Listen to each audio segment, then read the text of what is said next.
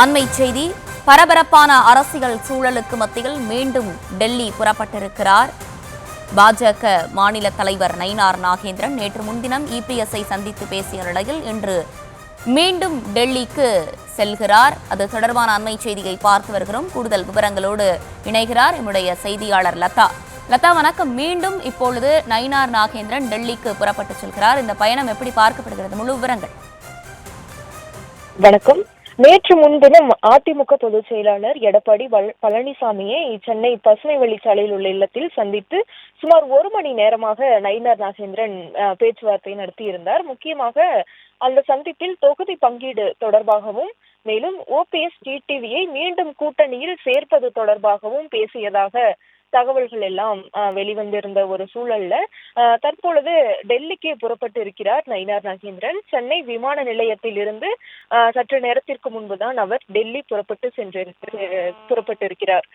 முக்கியமாக இன்றைய தினம் அவர் அமித்ஷாவை சந்திக்க இருப்பதாக தகவலாக நமக்கு கிடைத்திருக்கிறது. மேலும் நாளைய தினம் முத்தரையரினுடைய அந்த தபால் தலை வெளியீட்டு நிகழ்விலும் நயினார் நாகேந்திரன் கலந்து கொள்ள இருக்கிறார். இதற்கிடையே இன்றைய தினம் அவர் பாஜக தலைமையை சந்தித்து அவர் நடப்பு அரசியல் மற்றும் கூட்டணி விரிவாக்கம் உள்ளிட்ட விஷயங்கள் தொடர்பாக பேச இருப்பதாக தகவலாக நமக்கு கிடைத்திருக்கிறது. எனவே இன்றைய தினம் அவர் மத்திய உள்துறை அமைச்சர் அமித்ஷா அவர்களை சந்தித்து நேற்று முன்தினம் இபிஎஸோடு பேசிய விஷயங்கள் எல்லாம் என்னென்ன, தொகுதி பங்கீடு தொடர்பாகவும் ஓபிஎஸ் டிடிவி இணைப்பு தொடர்பாகவும் இபிஎஸோடு அவர் பேச்சுவார்த்தை நடத்தியதாக சொல்லப்பட்ட நிலையில அந்த சந்திப்பில் என்னென்ன விஷயங்களை எல்லாம் நயினார் பேசினாரோ அதனை தலைமையிடம் அமித்ஷாவிடம் அவர் எடுத்து கூற இருப்பதாக தகவலாக நமக்கு கிடைத்திருக்கிறது. எனவே அமித்ஷா அவர்களை சந்தித்து ஓபிஎஸ் டிடிவி இணைப்பு, அதே போல கூட்டணி விரிவாக்கம், நடப்பு